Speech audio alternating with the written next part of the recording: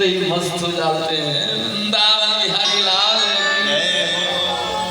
ततश्चाद्भू साक्षात् क्षीरमा भगवत्परा रंजयन्ती दिशहकान्त्या विद्युत सौदामनी यथा। अब तो द्वारकापुरी में साक्षात लक्ष्मी जी विराजमान हो रही हैं।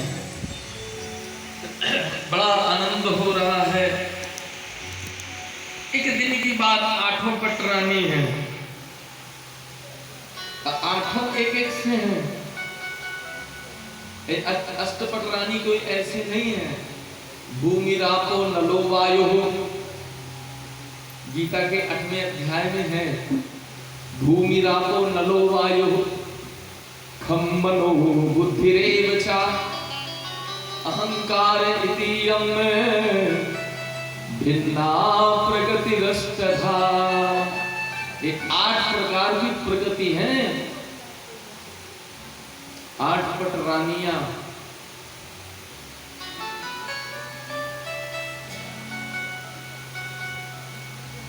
भगवान से मिलने एक बार नारद जी आ गए।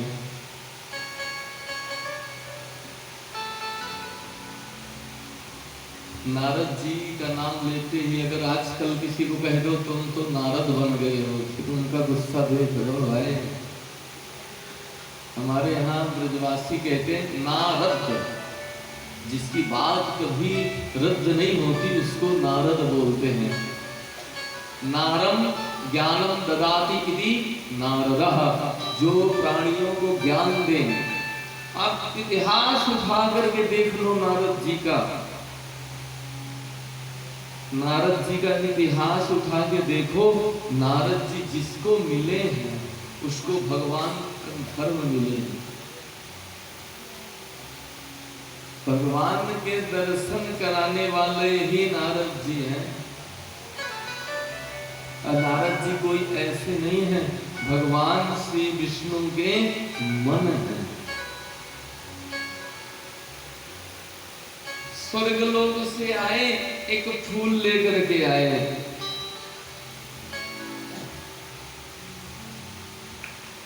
भगवान कन्हैया को अर्पण किया। कन्हैया ने स्वागत किया। आइए प्रभु, आप बहुत दिन में आए हमारी द्वारिका में, हम धन्य हो गए। ब्राह्मणों की सेवा करते थे भगवान। नारद जी एक बार तो भागवत में प्रसंग है, 6 महीने तक रह के गए। 6 महीने सेवा शुश्रूषा करी थी भगवान ने नारद जी की। आज वो फूल जो लाए थे ना, वो स्वर्ग का फूल था, वो कभी मुरझाने वाला नहीं था। वो फूल ले जा करके कन्हैया ने क्या किया कि रुक्मिणी जी सामने थी, रुक्मिणी जी को दे दिया। रुक्मिणी जी ने उस फूल को रख लिया। नारद जी ने कहा चलिए प्रभु आज आज्ञा दीजिए। नारद जी आगे गए सत्यभामा जी के महल में। सत्यभामा जी बहुत सुंदर थी। सुंदर के बाद उनके नाक में गुस्सा रहता था। नाक में गुस्सा क्यों? जो बहू अपने मायके से ज्यादा धन लाती है ना, उसका तो कहना ही क्या महाराज। वही स्थिति थी इसकी सत्यभामा की। भैया 80 किलो सोना होता था एक दिन में उस मणि से। कल बताया था ना मणि का प्रसंग। मणि का प्रसंग, वो मणि आई थी तो थोड़ा रूप का अहंकार, थोड़ा इसका भी अहंकार होता है लोगों को। सत्यभामा जी के पास नारद जी गए। सत्यभामा जी ने खूब स्वागत किया। आइए गुरुदेव आइए। बड़े दिन में दर्शन किए, खूब स्वागत संस्कार किया। बोले और कैसे हैं, हमारे लिए क्या लाए हैं? बोले लाए तो आप ही के लिए थे। क्या लाए प्रभु? मैं आपके लिए लाया था एक पारिजात का पुष्प लाया था। तो कहाँ गया? बोले मैंने तो गोविंद को दे दिया। अच्छा उनसे तो मुझे मिल जाएगा, वो सबसे ज्यादा मुझे चाहते हैं। नारद जी ने कहा यही तो आप गलती कर रही हो देवी, तो सबसे ज्यादा रुक्मणी को प्रेम करते हैं। अब तो महाराज पारा हाई होगा। अच्छा देवी मैं चलता हूँ, मुझे कुछ काम है, हल्की चिंगारी लगानी थी। नारद जी चले गए। अब तो महाराज जा करके अलग बैठ गई। कन्हैया आए, देवी देवी क्या हुआ? बोले नहीं बात करनी है, आप कपटी हो। बोले क्या हुआ? इतना सुंदर नारद जी पुष्प लाए थे, वो कह रहे थे मैं आपके लिए लाया हूं, वो आपको दिए और आपने रुक्मणी को दे दिया। आप मुझसे बिल्कुल भी प्रेम नहीं करते हो। और सुनिए, मैं आपसे जब बात करूंगी जब आप मुझे वो पुष्प ला के दोगे। कन्हैया ने कहा देवी वो स्वर्गलोक का पुष्प है, मृत्यु लोक में थोड़ी ही रहेगा, न लगेगा न आएगा। बोले नहीं नहीं नहीं। अब इधर भी हट आ गई। ये हट बहुत खतरनाक। कन्हैया असमंजस में पड़ गए। हे भगवान, कहां से फूल ले आए नारद जी और क्या स्थिति कर दी। इधर क्या हुआ? एक भूमि का पुत्र था, वैसे तो उसका नाम नरकासुर था, लेकिन दूसरा नाम उसका भौमासुर था। बहुत ताकतवर था। पाताल के नीचे प्राग ज्योतिषपुर में अपनी राजधानी बना रखी थी, बड़ी दिव्य दिव्य महल बना रखे थे। उसका यह था कि मैं 20,000 राजाओं की कन्या हो जाएंगी जब एक साथ विवाह करूंगा। अभी केवल 16,100 कन्याओं को हरण करके लाया था। बहुत ताकतवर था, बड़ा वैज्ञानिक था, बड़े बड़े यंत्र लगा रखे थे। उस नगरी में कोई प्रवेश नहीं कर सकता था। वो जो 16,100 कन्याएं थी राजाओं की कन्याओं में, उन्होंने एक पत्र लिखा और तोता के द्वारा द्वारिकानाथ में भिजवा दिया। कन्हैया ने उस पत्र को देखा, कन्हैया के आंखों से आंसू आ गए। उन राजकन्याओं ने लिखा था प्रभु अगर आप हमको वर्ण नहीं करते, आप हमको छुटकारा नहीं दिलाते हैं तो हम अपने प्राण त्याग देंगे। आप हमको इस नरक से मुक्ति दिलाइए। 16,100 कन्याओं का पत्र पढ़ के भगवान के झरझर आंसू बहने लगे। भगवान ने कहा चलो देखते हैं। तभी थोड़ी देर में दूसरा पत्र आ गया। ये देवताओं की माता अदिति का पत्र था। भौमासुर ने इंद्र को जीत करके माता अदिति के कुंडलों को ले लिया था।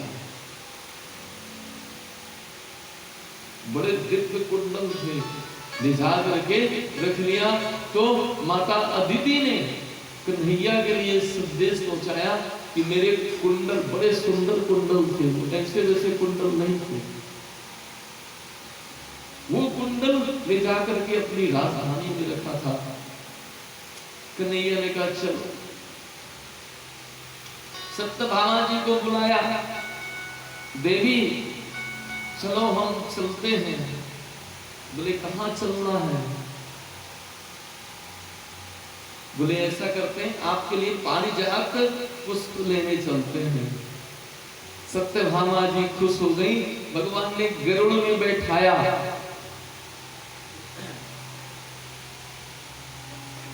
गरुड़ में बैठा करके स्वर्गलोक आए।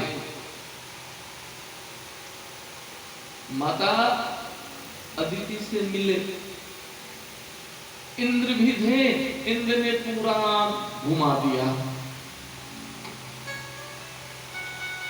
वो जगह रह गई थी, कन्हैया ने इशारा किया सत्यभामा को, रुक जाओ, पारिजात को आकर के देखेंगे।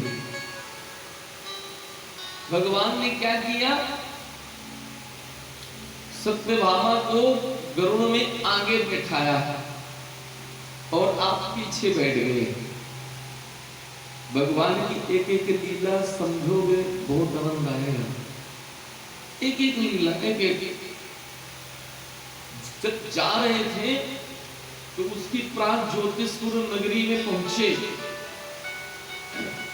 तो भगवान ने उसके जो दुर्मुख इत्यादि राक्षस थे सबको मार दिया।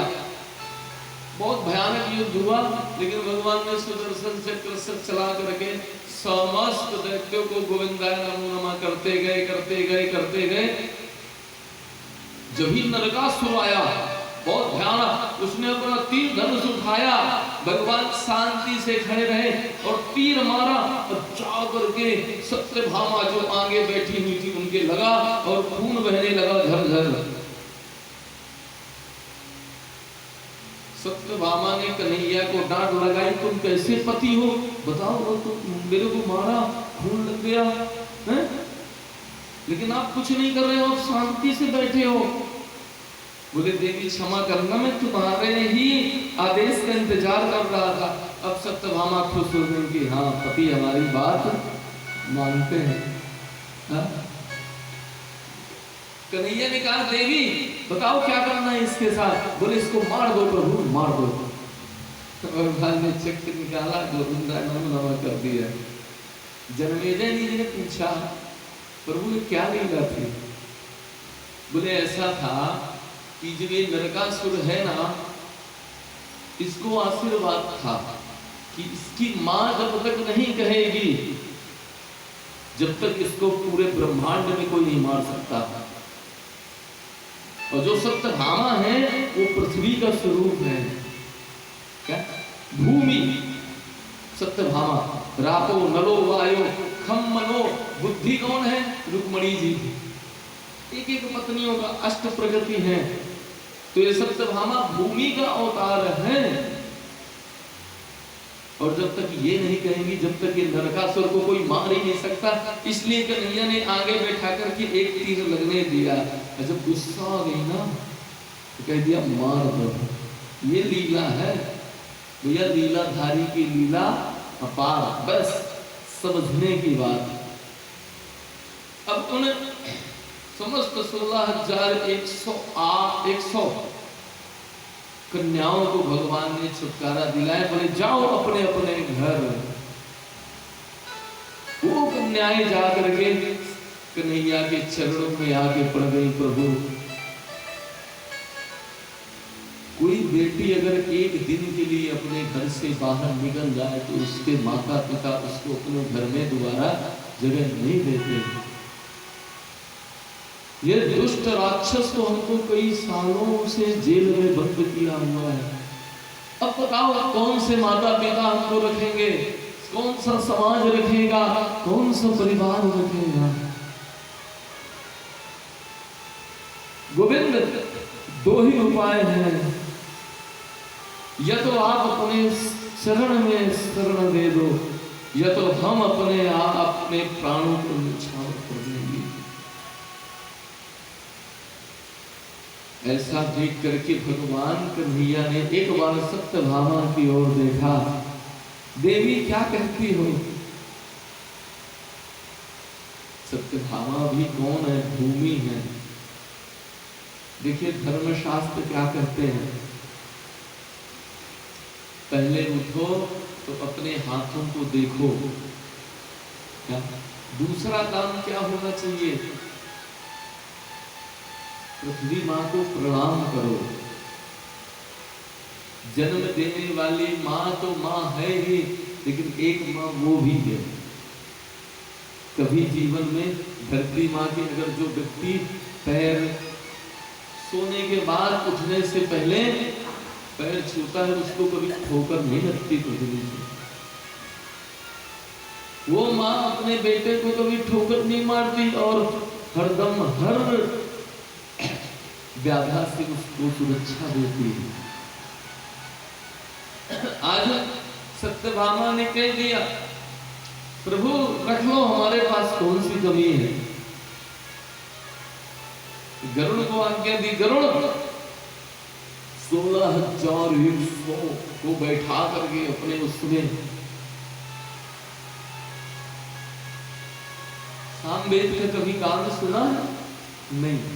वैसे ये जो संगीत होता है ना, ये सामवेद का गान है। पर आपको बता दें, 4 वेद जो होते हैं उसमें तीसरा वेद है सामवेद। सामवेद कहां से प्रकट हुआ है? ये भगवान गरुड़ जब चलते हैं ना, जब गरुड़ चलते हैं तो उनसे जो ध्वनि कंपायमान होती है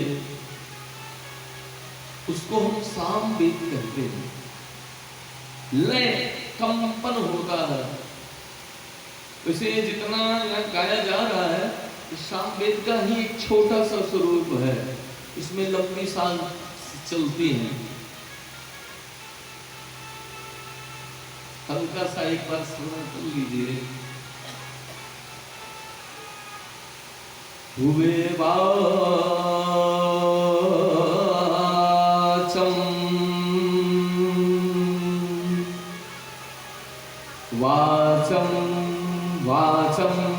हुए। जितना लंबा बोलेंगे तो सामने रहे। ये गुरुकुल की परंपरा थी। जब हम लोग बच्चे से पढ़ते थे, चारों वेद अध्ययन होता था। नेट में खोज कर सकते हैं, हमारे विद्यालय का बहुत बड़ा नाम है श्री महर्षि वेद विश्वविद्यालय। यहाँ नहीं, विदेशों में भी 10-10 किलोमीटर के एक आश्रम में हमारा आश्रम है, महर्षि वेद विज्ञान विद्यापीठ, बहुत बड़ा। आज भी तो गरुड़ जी भगवान को लेकर के समस्त 16,108 कन्याओं को लेकर के कहाँ आ गए? द्वारकापुरी में। इधर भगवान ने विश्वकर्मा जी को कह दिया है, एक 16,100 महल बना दो, प्रत्येक रानी के लिए अलग अलग महल बनवा दिए।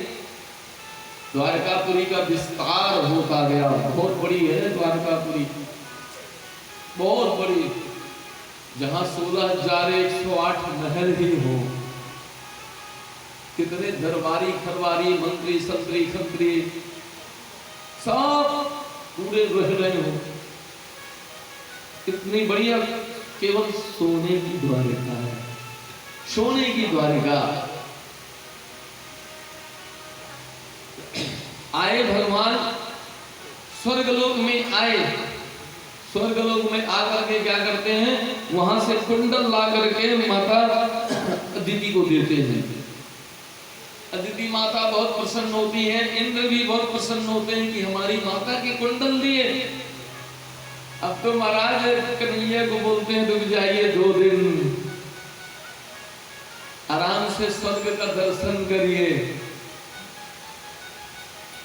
आराम से भगवान एक महल में विश्राम कर रहे हैं। एक दिन बगीचा दिखाने के लिए इंद्र और इंद्र की पत्नी सची, कन्हैया और सत्यभामा और कुछ सेवक गण, इंद्र, वायु, कुबेर, यम इत्यादि सब चल दिए बगीचा घुमाते घुमाते घुमाते।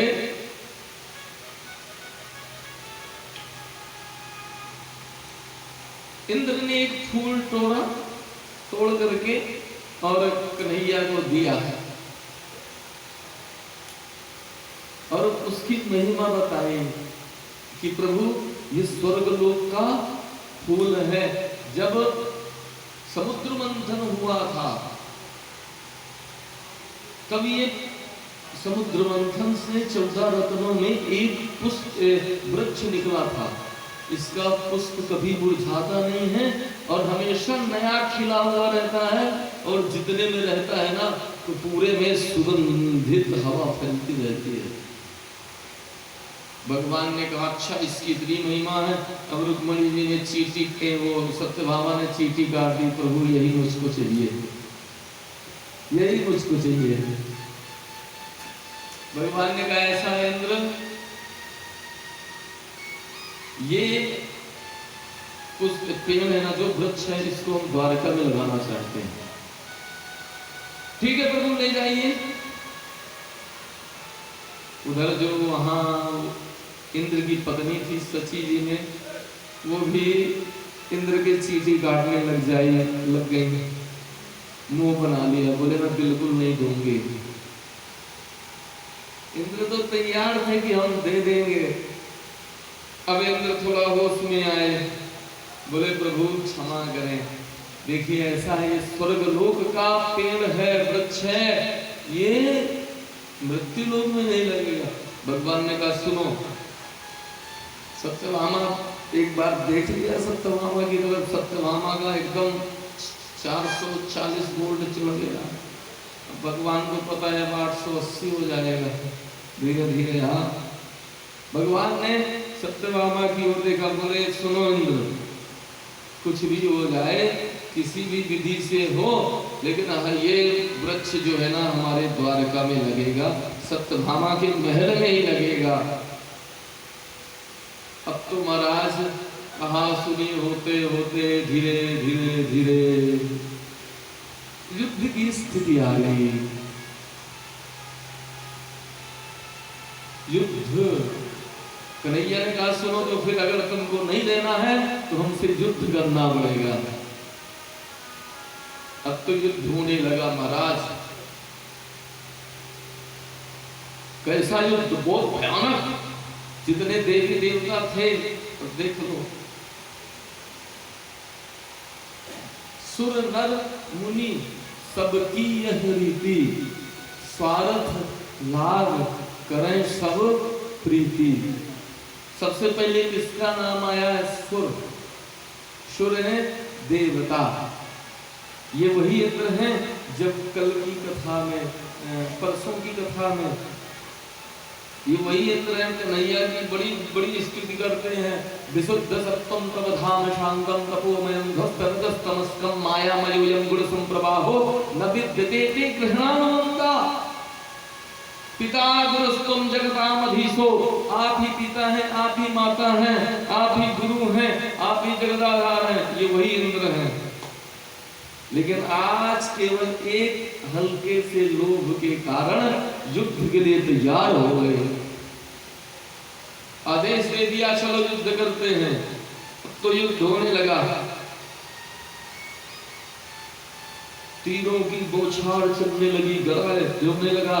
भगवान ने गरुड़ को बुला लिया, सत्यभामा को पीछे बैठाया, तीरों पे तीर चल रहे हैं। बहुत भयंकर युद्ध हुआ, निर्णय कुछ नहीं हो सका। शाम का समय हुआ, युद्ध बंद किया। सूर्यास्त के बाद युद्ध बंद हो जाते थे पहले। और भगवान ने क्या किया? भगवान कैलाश पे आए। भगवान कन्हैया ने भगवान शिव की पूजा करी। क्योंकि भगवान शंकर की युद्ध जीतने के लिए बड़े बड़े तांडव गाए, पुष्प अर्पण किया। बोले शंकर भगवान की, शंकर जी की पूजा करने लगे, शंकर जी को मनाने लगे। आइए हम लोग भी 2 मिनट शंकर जी का नाम ले लेते हैं, है ना। शंकर भोले भंडारी, हो शंकर भोले भंडारी, तुम जन जन के हितकारी। शंकर भोले भंडारी, तुम जन जन के हितकारी। शंकर भोले भंडारी, तुम जन जन के हितकारी। शंकर भोले भंडारी, तुम जन जन के हितकारी। बोले बाबा कैसे हैं? कुछ भी मांग लो, देने के लिए तैयार हो जाते हैं ना।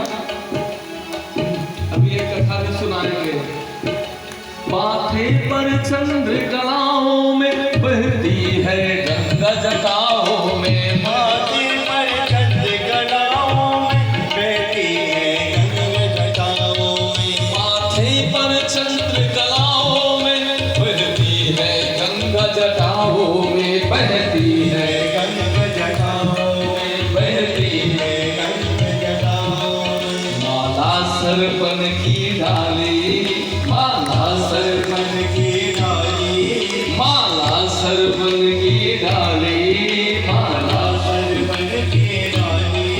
तुम जन जन के हितकारी, भोले शंकर भंडारी। तुम जन जन के हितकारी, भोले शंकर भंडारी, तुम जन जन के हितकारी। भोले शंकर भंडारी, तुम जन जन के हितकारी। ओम नमः शिवाय, ओम नमः शिवाय, नमः शिवाय, ओम नमः शिवाय। नमः शिवाय, ओम नमः शिवाय, ओम नमः शिवाय, ओम नमः शिवाय। शंकर भोले भंडारी, तुम जन जन के हितकारी। शंकर भोले भंडारी, तुम जन जन के हितकारी। राधे।